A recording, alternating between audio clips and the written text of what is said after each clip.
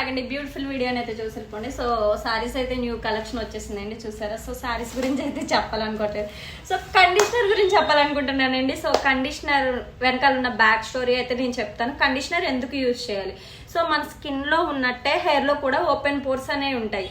So shampoo పెట్టిన తర్వాత conditioner పెట్టకుండా అలా ఉండిపోతే ఆ ఓపెన్ పోర్స్ ఉంటాయి కదా, ఓపెన్ పోర్స్ ఉంటుంది కదా హెయిర్లో, బయటకు వెళ్ళినప్పుడు చాలా మనం ఉండేదే పొల్యూషన్ ఏరియాస్లో. అది ఏమవుతుందంటే తొందరగా అబ్జర్వ్ అయిపోతుంది. డస్ట్ కానీ పొల్యూషన్ కానీ తొందరగా అబ్జర్వ్ అయిపోవడం వల్ల తొందరగా బ్రేకేజ్ అయిపోవడం, స్ప్లిటన్స్ వస్తుంది కదా, హెయిర్ ఎక్కువ స్ప్లిటన్స్ రావడం, రఫ్ అయిపోవడం, అది రీజన్ అండి. కండిషనర్ ఏం చేస్తుంది, అది క్లోజ్ చేసేసిన వెంటనే మనం బయటికి వెళ్ళినా కూడా లోపలికి అబ్జర్వ్ అవ్వదండి. ఒక ప్రొటెక్షన్. ఇప్పుడు మనం ఫేస్ మీద మాయిశ్చరైజర్స్, సన్ స్క్రీన్స్ అవన్నీ ఎలా పెడుతున్నామో హెయిర్ కూడా ఒక ప్రొటెక్షన్ అనమాట. అందుకు మీరైతే కండిషనర్ యూజ్ చేయాలి. చాలా మంది ఫీల్ అవుతారు కండిషనర్ పెడుతుంటే, ఎందుకంటే నేను హెయిర్ డ్రెస్సింగ్ కోర్స్